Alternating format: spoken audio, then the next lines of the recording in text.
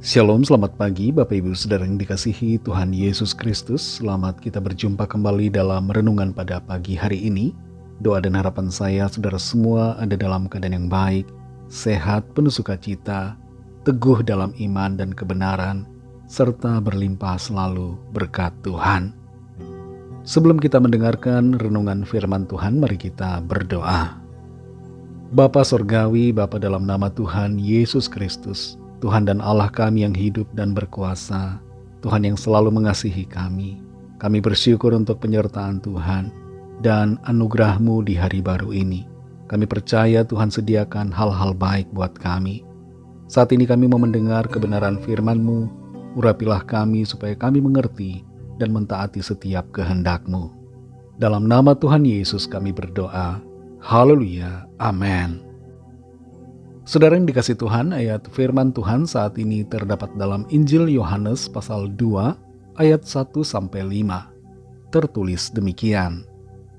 Pada hari ketiga ada perkawinan di Kana yang di Galilea, dan ibu Yesus ada di situ. Yesus dan murid-muridnya diundang juga ke perkawinan itu. Ketika mereka kekurangan anggur, ibu Yesus berkata kepadanya, "Mereka kehabisan anggur." Kata Yesus kepadanya, "Mau apakah engkau daripadaku, ibu? Saatku belum tiba." Tetapi ibu Yesus berkata kepada pelayan-pelayan, "Apa yang dikatakan kepadamu, buatlah itu." Saudara yang dikasih Tuhan, arsitek yang terkenal di dunia salah satunya adalah Antoni Gaudi dari Spanyol. Karya desain arsitek bangunannya yang terkenal salah satunya adalah Sagrada Familia. Selain itu ada juga bangunan-bangunan lain yang didesain oleh Antoni Gaudi. Satu keunikan dari desain arsitektur Antoni Gaudi adalah bentuk bangunannya yang seringkali tidak simetris, sehingga strukturnya sulit dihitung secara matematis. Tapi meskipun sulit, para insinyur teknik sipil berusaha untuk mewujudkan karya arsitektur dari Antoni Gaudi. Seorang arsitek ibarat seperti orang yang ngomong, dan insinyur teknik sipil adalah orang yang mengerjakan. Apa yang diomongkan atau diperintahkan oleh arsitek harus dapat dipenuhi dan dilakukan oleh seorang insinyur teknik sipil. Dalam hubungan kita dengan Tuhan, Tuhan seringkali berbicara kepada kita, meminta kita untuk melakukan, dan bagian kita adalah mentaatinya. Apa yang Tuhan katakan itu harus kita lakukan, harus kita penuhi sesuai dengan kehendak-Nya. Dalam Yohanes pasal 2 ayat 1-5 ini, kita baca bagaimana dalam peristiwa pernikahan di Kana, pihak yang mengadakan pesta kehabisan anggur. Dan saat itu Maria berkata kepada para pelayan yang bekerja di tengah-tengah pesta itu, "Apa yang dikatakan kepadamu, buatlah itu." Maksudnya adalah apa yang dikatakan oleh Tuhan Yesus. Para pelayan itu harus mengerjakannya. Tuhan Yesus memang kemudian menyuruh pelayan-pelayan itu mengisi tempayan-tempayan dengan air. Dan meskipun mungkin mereka kebingungan apa tujuannya, tapi mereka mentaati. Mereka melakukan apa yang disuruh oleh Tuhan Yesus. Dan disinilah saudara kita lihat kunci dari terjadinya mujizat pertama Tuhan Yesus, di mana air berubah menjadi anggur. Kuncinya adalah ketaatan para pelayan. Mereka melakukan apa yang dikatakan Tuhan. Perintah Tuhan Yesus seringkali tidaklah berat. Dan itu sebabnya tidak ada alasan bagi kita untuk berkata bahwa kita tidak dapat melakukan perintah-Nya. Perintah Tuhan itu dapat kita lakukan. Cuma masalahnya kita mau atau tidak. Apakah kita mau tunduk pada perintah-Nya atau tidak? Ataukah kita lebih mempercayai pikiran kita sendiri? Kita lebih condong untuk memenuhi dan melakukan hasrat pikiran kita sendiri daripada menuruti kehendak Tuhan. Firman Tuhan hari ini berbicara kepada kita untuk taat kepada Tuhan tanpa banyak bertanya.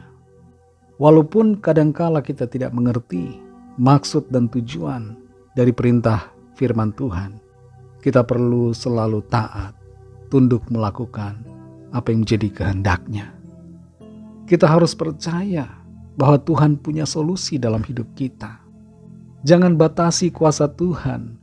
Jangan terlalu bersandar pada logika kita dan menganggap bahwa Tuhan tidak mungkin menolong kita karena masalah kita terlalu besar dan kelihatannya tidak ada jalan keluar yang mungkin bisa menolong kita. Tapi percaya sungguh kepada Tuhan, sebab Tuhan itu maha kuasa dan sanggup menolong kita. Andalkan Tuhan, saudara, bukan andalkan logika kita manusia yang terbatas. Memang Tuhan karuniakan kita logika untuk berpikir, akal untuk mengerti, untuk memahami. Tapi yang terutama adalah Tuhan mau kita mengandalkan Dia di dalam segala perkara. Bagi Tuhan tidak ada yang mustahil. Tuhan dapat melakukan segalanya dalam hidup kita. Mari saudara yang dikasihi Tuhan, lakukanlah apa yang Tuhan katakan. Buatlah apa yang Dia firmankan. Taatilah agar mujizat dan berkat Tuhan senantiasa terjadi dalam hidup kita. Kalau saat ini Tuhan mungkin sedang berbicara kepada saudara melalui firman-Nya, ada dorongan dalam hati, ada impresi dari Tuhan, suara Roh Kudus, lakukanlah itu dan taatilah, karena itulah yang terbaik bagi saudara. Mari kita berdoa. Terima kasih Tuhan Yesus, kami bersyukur untuk firman-Mu yang sudah kami dengar, yang kembali mengingatkan dan mengajar kami untuk percaya kepada-Mu, taat dan melakukan firman-Mu, dan menuruti apa yang menjadi kehendak-Mu, sehingga mujizat Tuhan, pertolongan Tuhan nyata dalam hidup kami. Pimpin kami selalu Tuhan, untuk berjalan di dalam kehendak-Mu, dengar-dengaran dan tidak mengandalkan diri kami sendiri.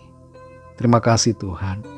Berkatilah kami di sepanjang hari ini dalam segala tugas aktivitas kami. Jadikan kami berhasil dan berkemenangan di dalam segala perkara. Kami bawa kepadamu Tuhan setiap pergumulan dan permohonan doa kami masing-masing. Lawatlah ya Tuhan dan nyatakan kuasa mujizat-Mu bagi setiap kami. Kami serahkan semua ke dalam tangan kasih-Mu. Dalam nama Tuhan Yesus Kristus, kami sudah berdoa dan mengucap syukur. Haleluya. Mari sama-sama kita berdoa doa Bapa kami.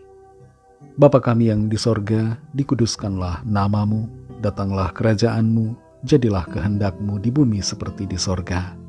Berikanlah kami pada hari ini makanan kami yang secukupnya, dan ampunilah kami akan kesalahan kami, seperti kami juga mengampuni orang yang bersalah kepada kami.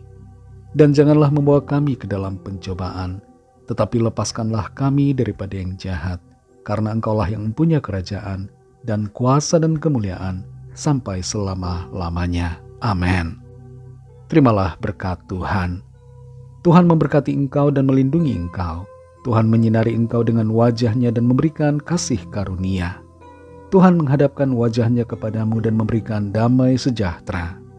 Berkat dan anugerah Allah Bapa, kasih karunia dari Tuhan Yesus Kristus, dalam persekutuan dengan Roh Kudus, menyertai kita semua sekarang ini dan sampai Maranatha Tuhan Yesus datang kembali dan bahkan sampai selama-lamanya. Dalam berkat nama Tuhan Yesus Kristus, haleluya, amin. Puji Tuhan, saudara yang dikasihi Tuhan, saya percaya firman Tuhan menjadi berkat dan kekuatan buat saudara semua, dan Roh Kudus akan menolong saudara untuk lebih lagi memahami kebenaran firman Tuhan dan hidup dalam kemenangan. Tuhan Yesus memberkati saudara semua. Sampai jumpa dalam renungan yang berikutnya. Haleluya.